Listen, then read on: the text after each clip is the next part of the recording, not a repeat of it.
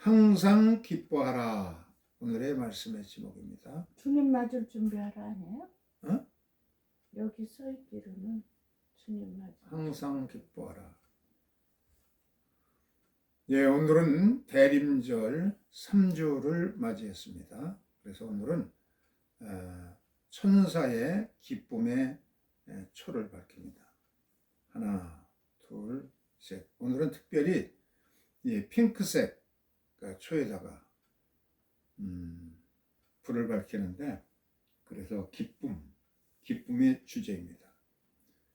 천사들이 베들레헴의 지경의 목자들에게 오늘날 내가 너희에게 큰 기쁨의 소식을 전하노니 베들레헴에 그리스도가 태어났다 하는 기쁜 소식을 전해주는 그런 기쁨의 초입니다.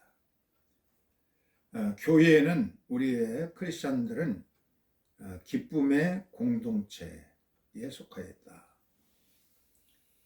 주 안에서 항상 기뻐하라. 내가 다시 말하노니 기뻐하라. 항상 기뻐하라고 했습니다. 그러니까 우리의 기분에 따라서 기분이 좋으면, 좋은 일이 있다고 그러면은 기쁨이 생기겠죠. 예상치 못하던 복권이 당첨되거나 무슨 이런 좋은 일이 생기면 자녀들이 학교에 합격을 하거나 그 좋은 일이 있으면 승진하거나 이런 기쁜 소식이 있으면 당연히 기뻐하죠. 그러나 그렇지 않고 좀 마음이 언짢고 그러면 또 기쁨이 사라집니다. 그렇게 기분 따라서 기뻐하고 또 기뻐하지 않고 그렇게 하지 말고 늘 기뻐하라 하는 겁니다. 또 다시 그것을 거듭해서 얘기합니다. 다시 말하니 기뻐하라. 신앙생활의 최고의 영성은 바로 기쁨입니다. 기쁨으로 예배도 드리고 기쁨으로 봉사활동도 하고 선교도 하고 친교도 나누고 좋은 여건에 따라서 뭐가 좋은 일이 생겼기 때문에 because of 그래서 기뻐하는 것이 아니라 환경이 어쨌든 간에 어떤 환경에도 불구하고 in spite of입니다. 속에서 밖으로 나오는 기쁨, inside out, 속의 깊은 속에서부터 구원받은 기쁨, 죄가 용서받은 기쁨, 속에서 솟구치는 주님이 계시기 때문에 솟구치 안에서부터 우러나오는 기쁨이 우리 성도가 기뻐해야 될 기쁨입니다. 내 안에서 예수님이 계셔서 솟구치는 기쁨을 우리 성도들은 기뻐해야 됩니다. 그 다음에는 관용을 하는 공동체다, 교회는. 5절에 보면 너희의 관용을 모든 사람에게 알게 하라. 옳고 그름을 따지면 다툼이 생기고 분쟁이 생깁니다. 서로가 상대방이 모두가 다 윈윈할 수 있는, 함께 이길 수 있는 그런 것이 관용입니다. 자녀를 쥐잡듯이 잡고 이렇게 자녀가 날마다 꾸중만 듣고 꾸지람 듣고 자라면은 매 맞고 그러면 냉혹해지고 또 무기력해집니다. 알아도 모르는 척 그냥 지나가는 것, 이것이 관용이다. 관용하는 마음은 바로 하나님의 마음을 닮아가는 겁니다. 하나님은 참 오래 참고 또 참고 그러시는 하나님이시기 때문에 관용의 은사를 우리가 가져야 되겠다. 관용은 너그럽게 받아들이고 용서하는 것입니다. 젠틀, 온화하고 부드러운 것, 또 카인드, 상냥하고 친절한 것, 이일드, 양보하고 배려하는 것, 모더레이션, 온건함과 절제하고 자기를 여러 가지로 좀 조절할 수 있는, 통제할 수 있는 그런 능력입니다. 톨러런스, 나와 다른 타인의 의견을 받아들일 수 있는 너그러운 마음, 이런 것이 진짜 필요하죠. 관용의 사람은 자기의 성질 부리지 않고 성질을 통제합니다. 이게 이제 너그러운 관용의 마음이죠. 관용은 나와 다른 의견도 존중합니다. 상대방의 의견이 내 의견과 달라도 그래도 그것도 일리가 있고 그 편에서 또 이해해 보면은 이해할 수 있도록 이해하고 너그럽게 존중하는 마음. 남의 연약한 허물 이런 것을 너그럽게 보아주고 참고 용납합니다. 관용의 반대말은 어떤 거겠어요? 편협하고 옹졸하고 아집, 고집, 불통, 편견과 독선, 불친절, 쌀쌀맞고 퉁명스럽고 매몰찬 그 옹고집들 이런 것들이 관용하지 못하는 것이죠. 좀 말만 들어도 좀 아주 째째하고 편협하고 편파적이고 그런 것인 줄 우리가 생각하게 되는데 그와 반대로 상대방이 나의 정반대의 입장에 서 있어도 그것을 그 의견을 존중할 수 있는 마음 이게 이제 필요하죠. 우리 한국 사람들은 이 관용의 정신이 참 부족한 것 같아요. 그냥 서로 그냥 너무 극단에서 극단으로 상대방 나와 같지 않으면 그냥 빨갱이라 그냥 이렇게 매도하고 그러는 그 특성들이 있습니다. 아주 무서운 좋지 못한 그런 의식 구조를 한국 사람이 가지고 있어서 프랑스는 그와 반대로 똘레랑스 관용의 정신을 그 민족들은 가지고 있다고 그래요. 나하고 전혀 반대 의견을 가져도 그것을 너그럽게 이해해주고 받아들여야 그래야 그 사회가 평화로운 사회가 될 수가 있습니다.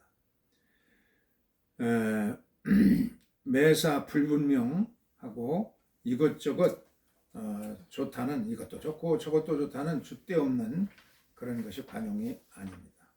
관용은 은혜를 받아들이고 불쌍히 여기는 그런 영적인 자질입니다. 은혜를 많이 받아야 우리가 어머니들의 마음들 자식들을 다 용납하고 받아주고 그렇게 하는 것처럼 이 관용의 마음이야말로 하나님의 마음을 닮아가는 것이라 볼 수가 있어요. 디모데전서에 보면 3장 3절에 술을 즐기지 아니하며 구타하지 아니하며 관용하며 다투지 아니하며 돈을 사랑하지 아니하며 이 지도자의 자격을 다루면서 술 취하지 아니하고 한국에서는 그냥 공직자들도 술 먹고 뭐 대낮에 술 먹고 그래 가서 문제가 생기는데 그래서 지도자의 자격이 없다는 얘기예요. 성경에서는 술 취하지 않고 구타 남을 때리지 않고 또 관용하며 다투지 아니하며 돈을 사랑하지 않은 그런 자질을 가지고 있어야 합니다. 관용이 필요한 경우는 어떤 경우냐?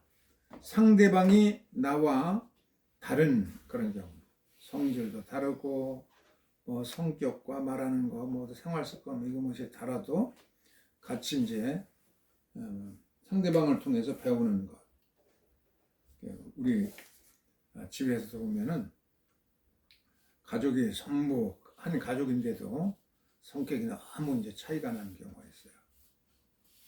목회하면서는 이것도 굉장히 힘들었는데 이제 오래 살다 보니까 너무 배우고 닮아져 가지고 좀 무력해진 것 같은 기분이 드는데 상대방이 나와 다른 경우에도 그 상대방을 통해서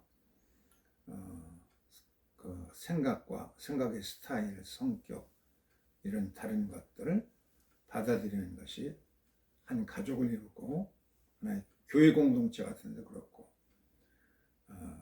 필요합니다. 옹졸하게 마음을 닫고 상대방을 비난하기가 굉장히 쉽습니다. 다름, 차별이 있는 것이 디퍼런트가 배드, 나쁜 것이 아니다는 겁니다. 나와 성격이 다르다고 해서 그것이 나쁜 것으로 보고 매도해서는 안 되겠다. 두 번째는 상대가 미숙하고 약점이 있을 때에도 이 관용의 정신이 필요하다. 어린 자녀를 키우는 부모에게는 이 관용이 필요하죠. 애들을 그냥 조금 뭐 잘못한다고 해서 너무 꾸짖고 꾸지람하고 야단치고 그러면 애들이 주눅 들어가지고 무능한 아이가 되고 싶다는 겁니다. 버릇 없고 질서 없고 절제도 없고 그런 경우에 야단치고 엄격하게 다루는 것이 아니라 배려와 오래 참아주고 여유로움이 필요하다. 하나님은 천년을 하루같이 그렇게 참으시고 오래 참고 기다리시고 그런 하나님 마음을 우리가 본받아야 되겠다. 세 번째는 상대가 내게 잘못했을 경우에도 관용이 필요하다. 내 감정, 명예, 가족을 건드리고 누명을 씌울 때 얼마나 그냥 속에서 열불나고 그럴 때에 관용이 필요하다. 골로새서 3장 13절에 누가 누구에게 혐의가 있거든 서로 용납하고 피차 용서하되 주께서 너희를 용서하신 것 같이 너희도 그리하라. 주의 마음을 닮아가는 겁니다. 관용을 잃으면은 더 큰 죄를 짓게 됩니다. 미움이 생기고 앙심이 생기고 속에서 분노가 치밀어서 언제든지 큰 사건이 생길 우려가 있어요. 너희의 관용을 모두에게 알게 하라. 주께서 가까우시니라. 주님이 재림이 가까웠기 때문에 좀 더 세상의 조잡한 것들을 버리고 주님을 닮아갈 필요가 있습니다. 주님 앞에 이제 설 때가 우리에게 다가오는데 당당하게 설 수 있도록 그렇게 관용의 정신을 가져야 됩니다. 아까도 얘기했듯이 프랑스 국민의 정신은 톨레랑스, 관용이라고 합니다. 아무리 내 생각과 나의 주장하고 반대가 되어도 거기서 그거 참 훌륭한 생각이라고 그렇게 받아주는 정신이 우리에게도 좀 필요합니다. 또 믿는 크리스찬의 공동체는 재림의 공동체입니다. 오늘 말씀에 주께서 가깝다 그랬습니다. 주께서 이게 이제 헬라어로 퀴리오스입니다. 로드 퀴리오스인데 로마 제국안에서는 황제가 퀴리오스라고 불렸습니다. 황제를 부를 때 퀴리오스라고 부르는데 크리스천들은 그리스도를 퀴리오스라고 불렀습니다. 퀴리오스는 구약에서 보면은 로드, 야훼, 여호와입니다. 예수 그리스도를 하나님 퀴리오스라고 이렇게 불렀습니다. 주께서 가까이 왔다. 마가복음 1장 15절에 때가 찼고 하나님의 나라가 가까이 왔으니 회개하고 복음을 믿으라. 바로 주님을 맞는 것은 때가 찼고 하나님 나라가 가까웠으니 회개하고 복음을 믿으라. 최후 심판과 주님의 통치하실 메시아 왕국이 이제 가까웠습니다. 이제 성탄절이 점점 더 가까웁니다. 주님이 오신 성탄절을 기다리는 마음을 가지고 우리의 마음속에 옹졸해지고 좁아진 그런 마음들을 버리고 관용의 마음, 그리스도의 마음, 하나님의 마음, 주님의 마음을 닮아가야 되겠습니다. 천국 백성은 기뻐하고 관용하며 오실 주님을 기다리는 백성입니다. 소망이 있으면은 조금 더 참을 수 있고 기다릴 수가 있습니다. 조급해지지 않고 좀 너그럽고 여유 있다 그러면 좀 실수도 적어집니다. 빌립보서 4장 6절로 7절에 보면은 아무것도 염려하지 말고 오직 모든 일에 기도와 간구로 너희의 구할 것을 감사함으로 하나님께 아뢰라. 그리하면 모든 지각에 뛰어난 하나님 평강이 그리스도 예수 안에서 너희의 마음과 생각을 지켜주시리라. 이렇게 말했습니다. 우리의 일생이 살아있는 동안의 염려와 근심과 걱정이 떠날 날이 없습니다. 사람이 결혼해서 집도 사야 되고 또 자녀들을 낳아가지고 애들을 키워서 이제 교육도 시켜야 되고 또 대학도 보내려면 교육비도 많이 필요하고 또 결혼도 시키려면 또 돈도 필요하고 계속 그냥 근심 걱정에 떠날 날이 없는 것이 인생이라고 할 수 있습니다. 그래서 스트레스가 없는 사람은 없습니다. 그냥 걱정이 이제 많이 있습니다. 대학 진학을 하면 어느 학교를 갈 것인가 하면서 그것도 이제 걱정이 되고 끊임없이 우리가 이 스트레스를 가지고 살아가는데, 그런데 하나님께서는 아무것도 염려하지 말고 기도하라. 그것도 감사함으로 하나님께 아뢰라. 아무것도 6절에 아무것도 염려하지 말고 다만 모든 일에 기도와 간구로 너희의 구할 것을 감사함으로 하나님께 아뢰라.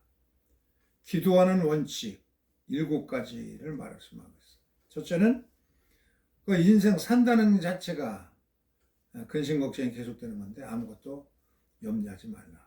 염려라는 말은 메림나오입니다. 메림나. 명사로 하면 이제 메림나인데 이것은 이 갈라졌다 하는 뜻이에요. 메림나라는 것이 한 덩어리 있는데 이것이 갈라졌다. 분심, 근심 이런 것을 말할 때 이제 메림나라고 씁니다. 헬라어로. 평정이라는 것은 뭐냐? 이 갈라진 것이 이제 붙어 있는 그런 고요한 호수와 같은 그런 마음. 이게 이제 평정이죠. 근데 헬라어로는 어떻게 이 평정이라는 단어를 쓰느냐면 메림나가 이제 염려, 근심, 걱정이라고 그랬죠. 그 앞에다가 부정의 접두어인 알파, 아를 이제 붙이면 아메림나 그러면은 평정의 마음을 말합니다. 마음이 평온해서 갈라지지 않는 분심이 없는 마음입니다. 이렇게 아무것도 염려하지 말아라. 조용한 평온한 그런 호수와 같은 잔잔한 호수와 같은 마음을 가져라. 두 번째는 모든 일, 세상 모든 만사인데 히브리어로는 이 일도 다바로 말씀이라고 합니다. 모든 말씀들, 모든 사건들 이런 것들 걱정할 필요가 없다. 세 번째는 기도하라. 테필라인데 이 테필라 그냥 우리가 보통 이제 기도라고 말할 때 쓰는 단어예요. 그 다음에 간구하라. 이건 테힌나인데 우리의 이제 여러 가지 필요한 것을 갖다가 달라고 하나님께 요구하고 조르는 그런 기도를 말합니다. 다섯째는 너희의 구할 것을, 우리의 살아가면서 요구할 사항들이 많이 있죠. 요구 조건들, 이런 소원들, 이것을 감사함으로 토다입니다. 토다 감사함으로 하나님께 아뢰라. 하나님이 참 모든 인류의 아버지이신데 자녀들이 부모에게 뭐 학자금을 달라고 한다든지 뭐 용돈을 달라고 한다든지 책을 사게 되는 책을 살 돈을 달라고 한다든지 자녀가 부모님에게 사정을 아뢰는 것처럼 하나님의 자녀인 우리 성도들이 전능하신 하나님 아버지께 감사함으로 아뢰라. 짜증내면서 그냥 그렇게 하지 말고 감사함으로 아뢰라. 이런 7가지 원칙을 이 6절에서 말하고 있습니다.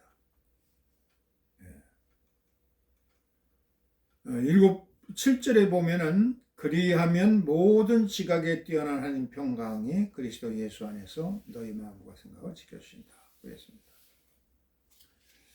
톨스토이의 안나 카레니나라고 하는 이제 소설을 보면 이것은 굉장히 유명한 소설이기 때문에 영화로도 많이 만들어졌어요. 각 나라가 러시아에서도 만들고 미국에서도 만들고 여러 영화들이 나오는데 그만큼 인기가 있고 관심 갖는 주제가 될 수가 있는데 이 소설은 우리에게 주는 여러 가지 감동이 있습니다. 안나 까레니나는 이 소설의 주인공 가운데 하나인데 지적인 미모를 가지고 있고 또 28세에 아주 참 미모와 지성을 곁들인 그런 여인이었어요.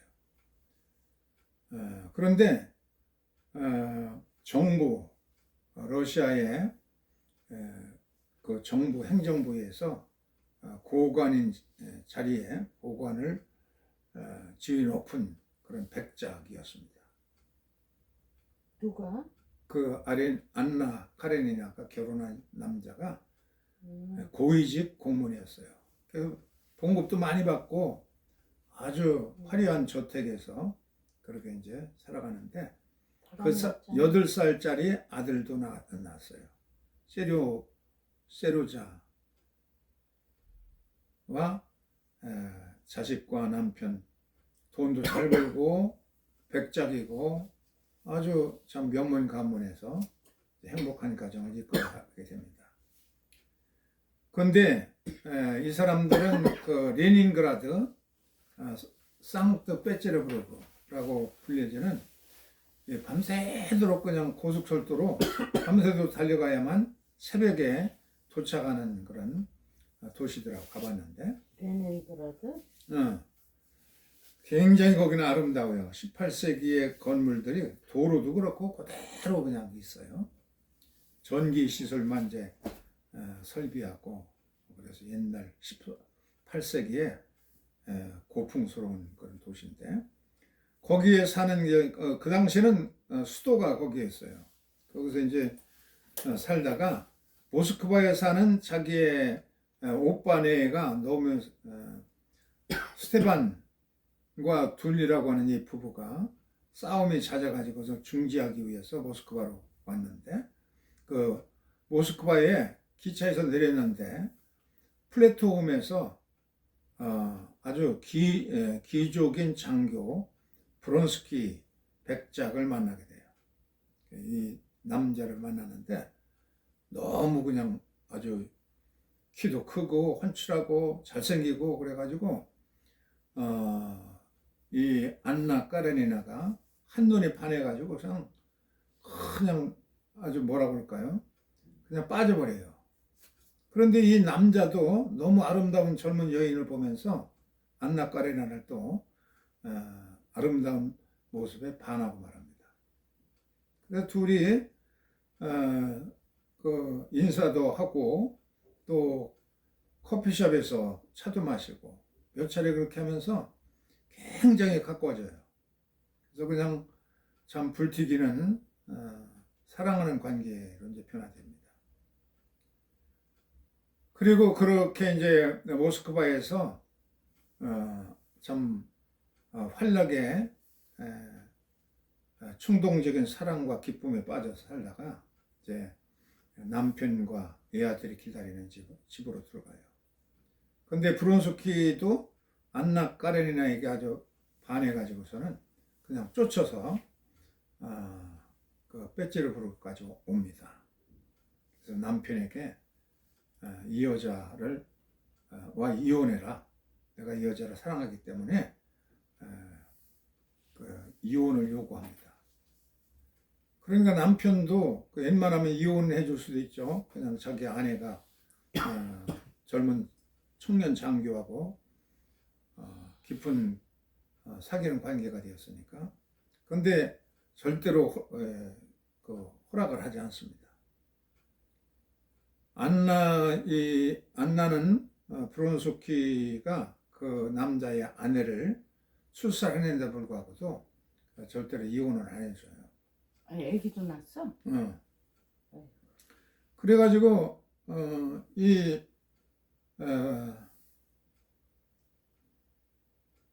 그냥 너 그렇게 용서해주면서 절대로 이혼할 수는 없다고 이제 그렇게 해가지고 놀래가지고 브란스키는 곤충으로 우리 자살을 시도합니다.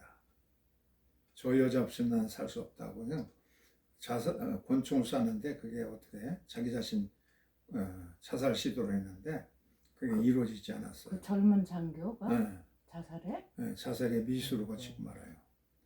안나는 브론스키가 자기의 뜻을 못 이루려니까 이 젊은 장교는 이제 그냥 금방 뭐라 그럴까 애정이 식어져 가지고서는 자꾸 이제 관심도 없어지고 그러니까 그것도 절망합니다.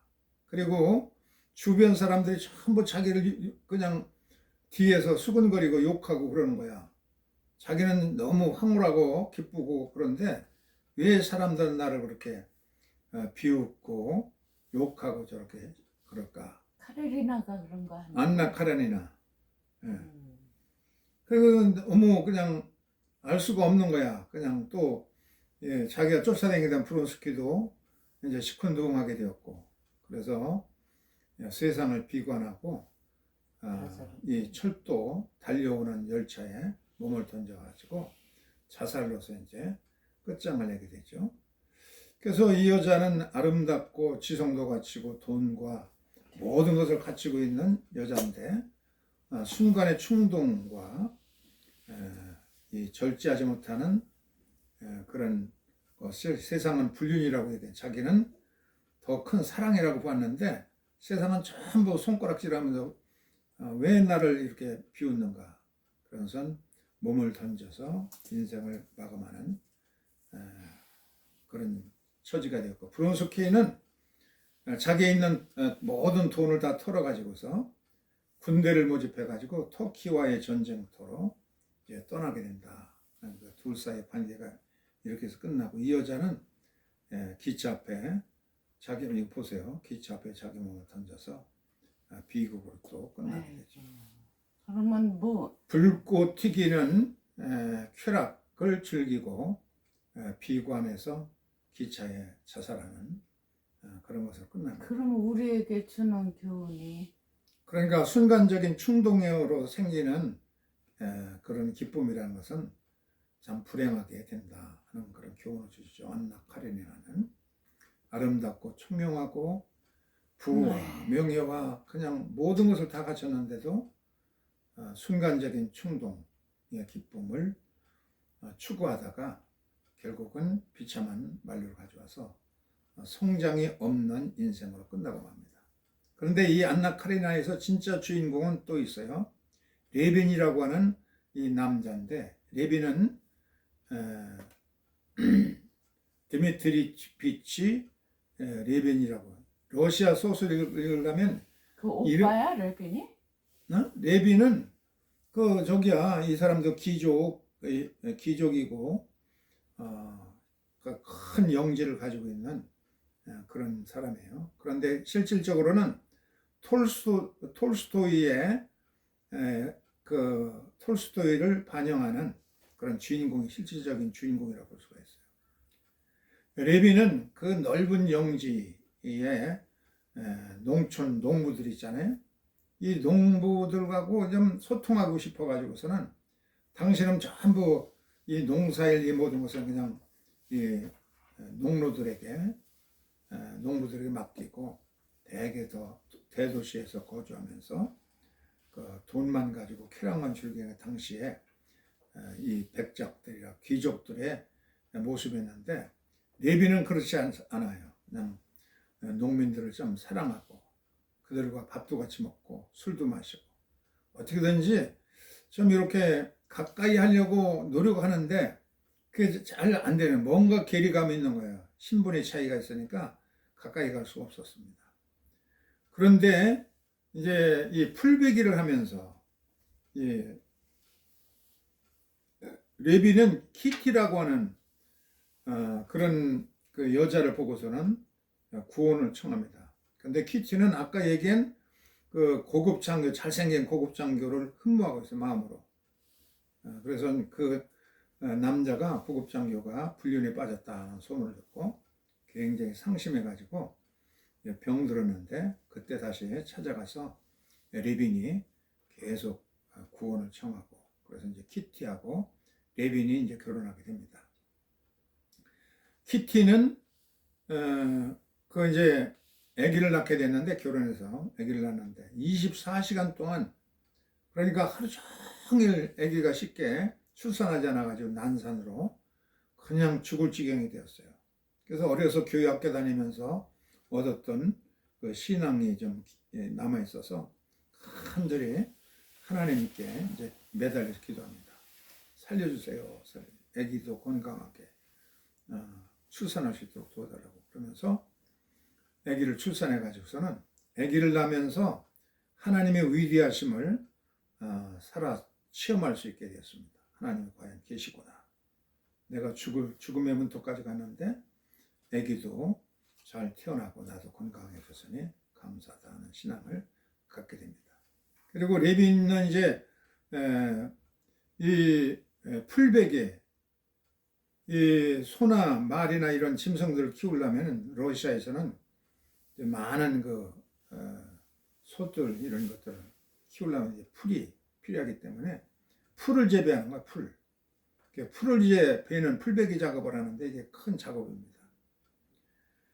근데 이 작업은 이제 어려서부터 이제 몸에 익어야 이것도 잘 되는 건데, 도예지 생활하고 그러다가 기적으로 그렇게 일하지 않고 자라서 그 낫질하는 것이 잘 몸에 안 익습니다. 그래서 굉장히 힘들어. 일하기도 힘들고 땀나고 그냥 잘 맞질 않아요. 그래도 그냥 열심히 그냥 이 오직 풀베기만 열심히 하다 보니까 아주 이게 잘 되는 거야, 그냥. 낫이 그냥. 그래서 아주 너무 신기하니까 힘도 들지 않고 시간이 가는지도 모르고 너무 몰입하게 되다 보니까 무아지경에 이렇게 됩니다. 아주 너무 즐겁고 기쁨이 넘치고 황홀한 그런 체험까지 하게 돼요. 풀베기 작업을 몰두하다 보니까. 그래서 낫이 무슨 생명 있는 그냥 것처럼 저절로 이렇게 막 휘둘러가면서 풀들이 싹싹 비어지는 것이 너무 기쁘고 즐겁고, 그리고 이 풀 베는데 자기 손은 그냥 낫에 얹어서 이렇게 움직이는 것 같은 느낌이 들고, 힘든 줄도 모르고 시간 가는 줄 모르고, 그래서 한 30분 일했나 하고 보니까 다른 농부들이 전부 아유 벌써 이제 정오가 되었네, 점심 먹어야지 하면서 일을 마치는 겁니다. 30분 일한 것처럼 느끼면서 3시간을 그냥 순식간에 이렇게 기쁨에 가득 차서 행복감을 가지고서 일하는 그런 체험을 갖게 되죠. 그러면서 그동안엔 이 농부들하고 가깝게 지내기 위해서, 소통하기 위해서 좀 대화도 많이 하고 밥도 먹어보고 술도 마셔보고 그러는데도 이게 잘 안 어울리는데, 아무 말 없이 그냥 열심히 일하는 데만 집중, 땀 흘리고 일하다 보니까 농부들하고 친근해졌어요. 농부의 친구가 되고 소통도 잘 되고, 그러면서 여기서 큰 기쁨과 행복감을 느낍니다. 농부들과 어울려서 땀 흘리고 그러면서 그렇게 안 되던 낫질이 아주 낫이 오히려 그냥 살아서 움직이는 것처럼 손은 거기 얹혀 있어 땀을 덜 흘리면서 능률이 많이 나오는 그런 것을 하다가도 의식적으로 내가 저 농부들보다 더 많이 자라야지 하고 그런 의식적으로 생각을 하다 보면 이게 더 안 되더라는 겁니다. 그냥 그런 생각 없이 일하는 데만 몰입하면은 이렇게 잘 되었는데, 그런 진리를 터득하게 돼요.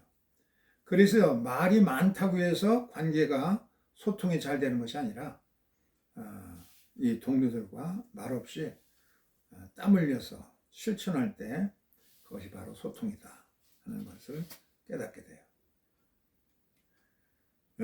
요즘에 우리들은 윤 대통령의 긴급 이 계엄령 선포 때문에 그냥 그 증후군으로 살아가네. 잠도 제대로 오지도 않고 계속해서 담화를 그냥 긴급 담화를 그냥 발표하고 그러기 때문에 이게 지금 어떻게 돌아가는 건지, 그냥 오늘은 그 국회에서 표결이 잘 될 것인지, 이렇게 큰 참 하나의 증후군을 한국 사회에 주었는데, 근데 최근에 이 청년들이 20대, 30대 청년들이 국회로 몰려와 가지고서는 계엄령을 선포한다는 뉴스를 들으면서 엄청난 20, 30대들이 몰려왔다고 합니다. 우리가 뉴스를 봤고, 근데 우리는 그동안 촛불을 들고 나갔는데 이 20대, 30대는 그 응원봉을 가지고 가지각색에 그냥 찬란한 응원봉을 가지고 하고, 우리들은 옛날부터 시위 때 불러지는 시위 가요들이 있었어요. 그런 군과 같은 그 시위 가요를 불렀는데, 이 최근에 이 청년들은 K-팝 노래를 그냥 열심히 부르면서 응원봉을 막 흔들면서 하니까, 외국 기자들은 이게 무슨 축제 같은 그런 밤새도록 이렇게 하고도 또 그 다음 날 또 모여가지고 또 하고, 그래서 어떤 심리학자가 자기 자식도 늘 집안에 처박혀 있어가지고 있는 그 자기 방에 처박혀 있어가지고 늘 게임이나 하고 그랬는데, 아무리 너 나가서 활동 좀 해라 해도 나가지도 않고 그냥 처박혀서 그냥 게임만 한다. 직업도 없고 어디 가서 또 돈이 필요하면 조금 그냥 알바하다 해서 또 한동안 지내고 그러는 자식인데, 근데 계엄령이라는 소리를 듣고서는 펄쩍 뛰어나가가지고 밤낮 때 그냥 나가서 그냥 외치고 돌아오고 그런다는 거예요. 그래서 계엄령이 끼친 영향이 20, 30대 제대로 직업도 별로 없고 날마다 게임만 가지고서 게임에 파묻혀 있던 아이들을 이렇게 광장으로 끌어내서 신나게 만들어내는 그런 효과를 충격을 줬다 하고 긍정적으로 그 자기 가정 얘기를 하는 사람도 봤어요. 부산에서 올라온 여자는 그 동영상이 지금도 인터넷에 도는데 뭐라고 그러냐면, 나는 부산에서 술집에서 일하는 술집 여자입니다. 여러분들은 저런 술집 여자가 무엇하러 나왔나 그렇게 말할 텐데, 한 가지만 얘기하겠습니다.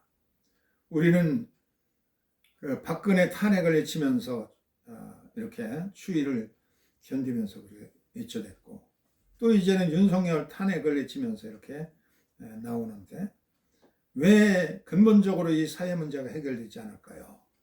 그래서 그 술집 여자가 하는 소리가, 우리가 평상시에 가까운 이웃들의 그 소외받는 이웃에 대해서 무관심을 하기 때문입니다. 우리 사회가 건전해지려면은 이 소외계층에게 제발 관심을 가지시고 돌아보세요. 간단하게 한마디 하고서 내려가는 거 봤어요. 그래서 큰 울림을 줬어요. 이 술집 여자라는 부산에서 올라온 여자가 하는 소리가, 사회적인 근본 질서가 해결되어야 이제는 더 이상 이런 사회적 문제가 없어질 것이다 하고 말하고 있습니다. 이 사진의 이 인물은 누굽니까? 딱 보면은 마틴 루터 킹 목사죠. 마틴 루터 킹 목사 생일이 6월 달에 있는데, 이분은 그 돌아가시기 전에 어떤 그 뉴욕의 중학교에 가서 연설을 했어요. 그것이 이제 마지막 연설인데, 그 연설을 통해서 뭐라고 그러냐면, Fly like an eagle, 독수리처럼 날아라. 그 제목은 뭐냐면, 내 인생의 청사진은 뭐냐 하는 것입니다. 그런 이제 제목을 가지고 학생들에게 말하면서, 할 수 있다면은 독수리같이 날아가는 인생을 살아라. 엘리야가 그 불병거를 타고서 날아가는 것처럼 이렇게 날아가는 인생을 살아라. 날아갈 수 없거든. 뛰어라. 뛰어라. If you cannot fly, run. 뛸 수 없으면 뛸 수도 뛰어라. 없다 그러면 걸어라. 걸어라. 뛸 수 없거든 걸어라. 기어라. 예. 걸을 수도 없거든 기어라. 지렁이 같이 기면서라도 달팽이의 느린 걸음으로 기더라도 그냥 이렇게 뭉개고서라도 기어서라도 진보를 보여라. 어제보다 한 걸음 조금 나아졌다고는 진보를 보여라. 이것이 걸을 수 없다면 기어라. 이것이 인생이라는 겁니다. 무엇을 하건 간에 계속 앞으로 나아가면서 진보를 보여야 된다. 독수리같이 날 수 없거든 뛰고, 뛸 수도 없거든 걷고, 걸을 수도 없거든 기고, 기일 수 없거든 문개기라도 하면서 1mm라도 진보하는 삶을 살아라. 마틴 루터 킹 목사, I have a dream. 나는 꿈이 있다라고 말했던 이분이 그 중학생들에게 만약에 내가 청소부라고 한다 그러면 이 청소부를 대충 그렇게 청소하지 말고 마치 미켈란젤로라고 하는 유명한 화가가 그림을 그냥 혼신을 다해 가서 그림 그리듯이 그렇게 청소를 하거라. 미켈란젤로가 그림 그리듯이 그런 정성을 가지고 열심히 그림을 청소를 하고, 또 베토벤이 음악을 작곡하듯이